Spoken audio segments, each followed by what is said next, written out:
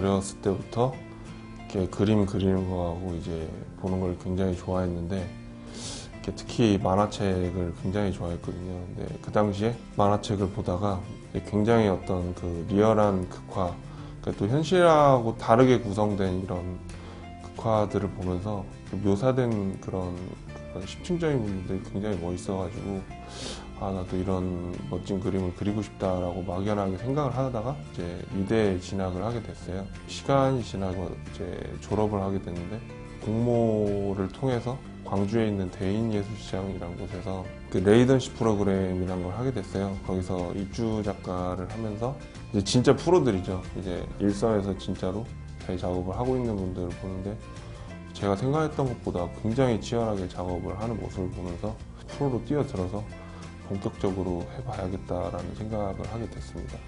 그 후에 청주 창작 스튜디오에서 레이던시도 하게 되고, 이제 서울이나 뭐 광주 타 지역에서 이제 공모전을 통해서 전시를 하게 되고, 최근에는 이제 석사하고 박사 과정을 거치면서 계속 본격적으로 작업을 하고 있습니다. 저 이제 학부 때 그 미술 이론을 배우다 보니까 이제 하이퍼 리얼리즘이란 것들을 알게 됐어요. 근데 그 사진보다도 더 사진 같게 그 더 리얼하게 이렇게 사람 손으로 이제 그려내는 것을 보니까 굉장히 매력적이더라고요. 일단 사람 시선을 잡아끄는 힘도 굉장히 강하고, 무엇보다도 이게 그 많은 어려운 이론들이 필요 없이 사람의 주름이나 리얼한 눈망울, 근육 표현, 그 어떤 사진을 띄어놓으면 튀어나올 것 같은 그런 표현들이 그 사람의 어떤 심리적인 것들이랄지, 그 사람의 환경, 단 한 장의 어떤 사진 같은 이미지가 많은 것들을 설명하고 있는 것 같더라고요. 그것들이 너무 강렬했기 때문에 이 작업을 베이스로 뭔가를 해봐야겠다는 생각을 하게 됐어요. 보이는 게 다라는 게 사실은 굉장히 맹점이거든요. 어떤 내용이나 어떤 개념을 담기에는 어떤 이미지가 너무 강하기 때문에 그것들을 집어넣을 틈이 사실 잘 없는 게 문제예요. 그런 단점들을 보완하기 위해서 여러 가지 실험작들을 진행하고 있는 상황입니다.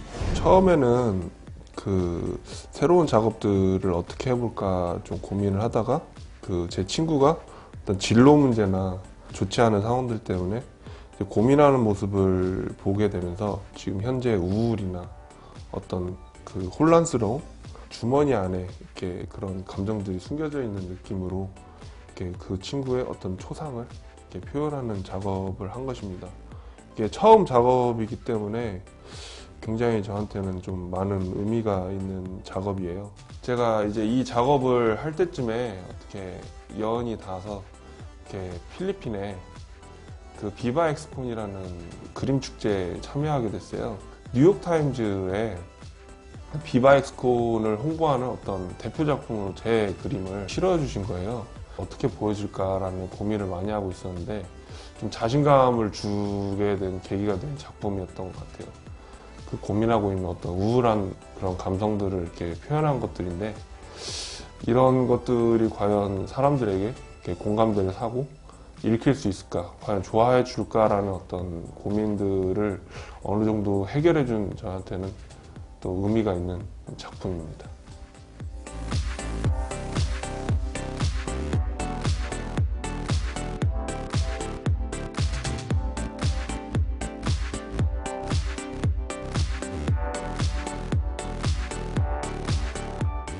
그 하이퍼 리얼리즘을 하면서 어떤 의미를 더 담고 싶다는 어떤 생각들을 하게 되면서 하게 됐던 어떤 초창기 작업인 것 같아요.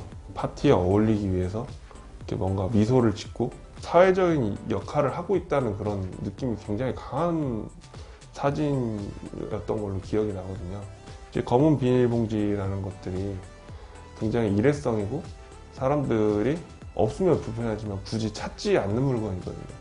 대량 생산돼서 이렇게 쉽게 쓰고 쉽게 버려지고, 그런 것들이 현대인들에게 매겨지는 값어치하고 굉장히 비슷하다는 느낌이 들었어요.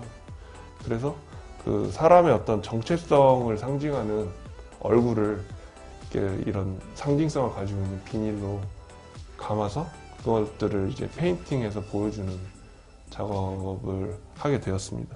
이제 사진으로도 이제 충분히 할 수 있는 작업이었기 때문에 약간 그 그림으로서의 설득력이 좀 떨어지지 않나 싶어서 이렇게 다음 작품들을 이렇게 모색하게 만든 어떤 계기가 된 작품이기도 합니다.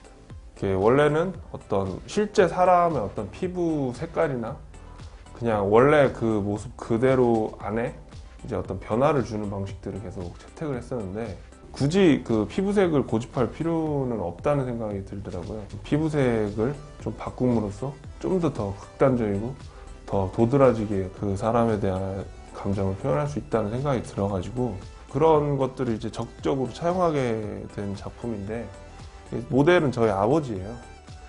어떤 외로움, 어떤 그 사회에서 더 이상 자기가 이제 나설 자리가 없다는 어떤 그런 공허함 같은 것들을 이렇게 공감대를 형성하면서도 이렇게 보여줄 수 있는 대상이라는 생각이 들어서 저희 아버지지만 사실 이렇게 모두의 어떤 아버지의 얼굴일 수 있잖아요.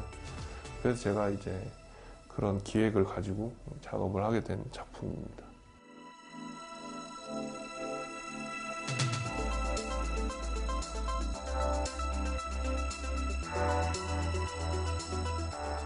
하이퍼리얼리즘이라는 게 눈에 보이는 게 다라는 게 말 그대로 이제 사진을 베낀 거거든요. 물론 이제 사진보다 더 디테일하게 간다고는 하지만 그 눈에 보이지 않는 것까지도 이제 작가들이 표현할 수 있는 거잖아요. 상상을 할 수 있는 거고 그것들이 굉장히 심각할 정도로 배제되어 있는 장르예요.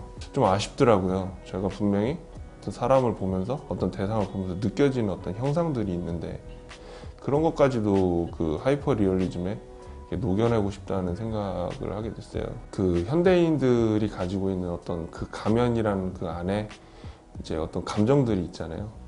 그런 우울함이 될 수도 있고 외로움이 될 수도 있고 그 타인들에게는 보여주지 않으려는 어떤 그런 벽 같은 그 안에 쌓여져 있는 그런 감정들을 이렇게 같이 표현해 보고 싶다는 생각을 했어요. 분명히 그 형상이 보이지는 않지만 저는 그런 형상들을 느낄 수가 있고 분명히 제가 추구하는 어떤 그 장르 안에 충분히 녹여낼 수 있다는 생각을 했기 때문에 저는 그런 것들을 이제 시도하고 좀 더 그 비주얼적으로 더 자연스럽게 어떻게 보여질까 그것들을 계속 연구를 하고 있습니다. 그림을 보면서 이렇게 호기심을 가지시면 될 것 같아요. 이 사람은 대체 왜 이렇게 했을까? 이 사람은 어떤 생각을 하고 있는 걸까? 이제 자기가 스스로 이제 작품의 의미들을 만들어나갈 수 있는 그런 유동성을 가지고 있는 장르라고 생각해요. 예술이라는 것들이. 그 보여지는 이미지가 너무 강하다 보니까 그 포커스가 너무 그 한 개인이나 어떤 한 물질에 이렇게 중심이 되는 것들이 있어요. 저는 제가 보여주고 싶어 하는 어떤 세계관, 디스토피아적인 어떤 세계관들을 제가 주로 그리고 있는데 그런 것들을 좀 더 넓게 보여줄 수 있는 매체나 방향성을 좀 찾고 있거든요. 중국 상해에서 그 개인전을 앞두고 있는데 그때 꼭 제가 의도했던 것들을 다 표현을 해서 선보이고 싶어요. 좀 다른 어떤 장르에도 좀 도전을 해보고 싶거든요. 사실 충분히 그 영상이나 어떤 설치로도 제 퍼포먼스까지도 제 작업을 더 확장시켜서 보여줄 수 있는 많은 영역들이 있기 때문에 지금 그런 것들을 하기 위해서 지금 고민 중에 있습니다. 한 개인의 어떤 생각이나 뭐 여러 가지 그런 상황들을 그리는 것들에 집중을 하고 있는데 군중이 좀 등장했으면 좋겠다는 생각이 들거든요. 분명히 사람 사이에 어떤 갈등과 어떤 그런 안에 어떤 감정들로 인해서 부딪힘들이 분명히 존재하는데 어떤 큰 그림을 그리고 있는지를 보여주고 있는 그런 회화 작품을 생각을 지금 하고 있습니다.